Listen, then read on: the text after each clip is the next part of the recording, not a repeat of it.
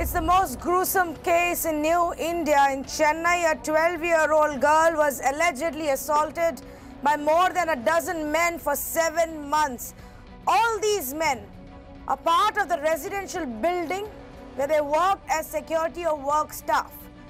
Now, Mirror Now has accessed the investigation details to really put together how this shocking brutality was carried out over 7 months. They used to drug her, sedate her, then take her to places on the residential premises where there was nobody, empty homes, terrace, washrooms, any place that they could find, and then sexually assault a 12-year-old child. Pramod is joining us with more on this story. Pramod, take us through what have we learned about the modus operandi. The 17 people who have been remanded by the cops were all working inside the compound's gated community. 6 of them were security guards. They were the security guards for the building, and rest were lift operators. 1 was a housekeeper, and we also had electricians and plumbers who had decided to do this to a young girl who is 12 years old, and that's the reason they have been apprehended right now. The worst part is that it had gone for 7 months and nobody had noticed, not the relatives, not the school, nobody had noticed. And finally, when the girl has complained about stomach pain, she was taken to the doctor, and doctor was the one who identified what she was going through, informed the parent. Only then the mother has realized what has happened, and she went and immediately filed a complaint with Ayanavaram All Women Police Station under sections 307, 5062 and POCSO various sections. These 17 men have been remanded.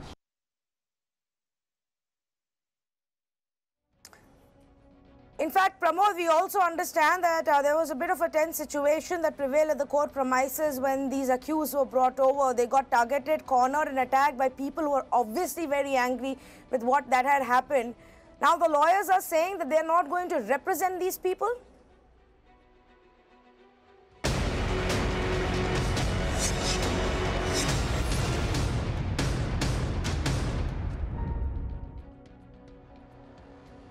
Under sections 307, 5062 and POCSO various sections, these 17 men have been remanded. They are still inside Madras High Court because around noon, when the police tried to take them out of the court premises, lawyers attacked them because lawyers said like no person with a sane mind will do such an act. They attacked them, so the people the 17 are still present inside the High Court because the police fears that if they are brought out, the lawyers might once again attack them, and the police are sorting out a plan to remove them safely from the premises. Mr. Narayanan, a child rights activist, joins us this evening. Before we move on to the other big debate, ladies and gentlemen, we decided it is very important to highlight this case to all of you. We haven't seen such a brutal case emerge in the recent past.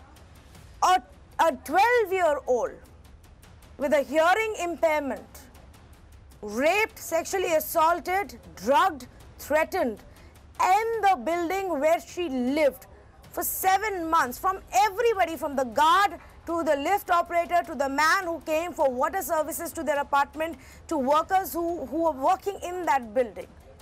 Mr. Narayanan, it's a really shocking case that has come out. What should the parents do to help their daughter deal with this kind of a trauma now?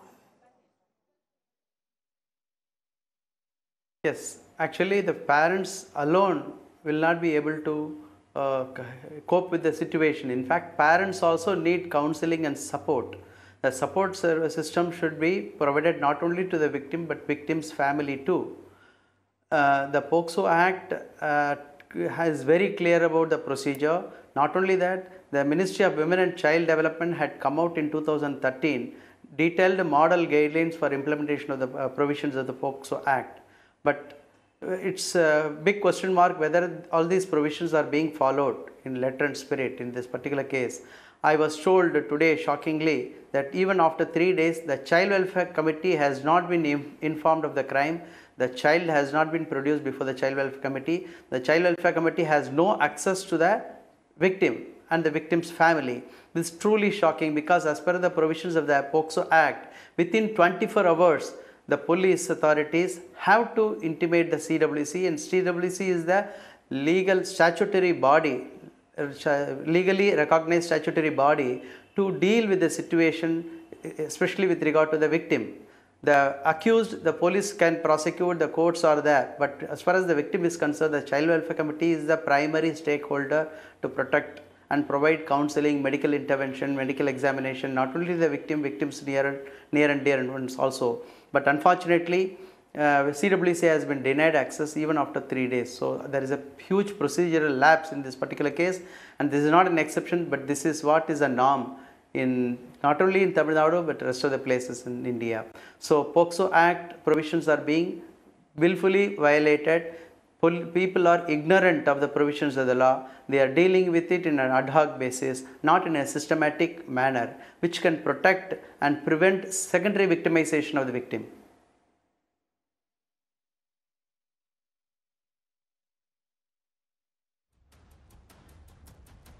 Hello. Good evening. Can you hear me? Yes, I am able to hear you. Mr. Narayanan, good evening. Can you hear me? Hello. Yes, Mr. Narayanan, my question is, how does the society ensure that the little children are safe?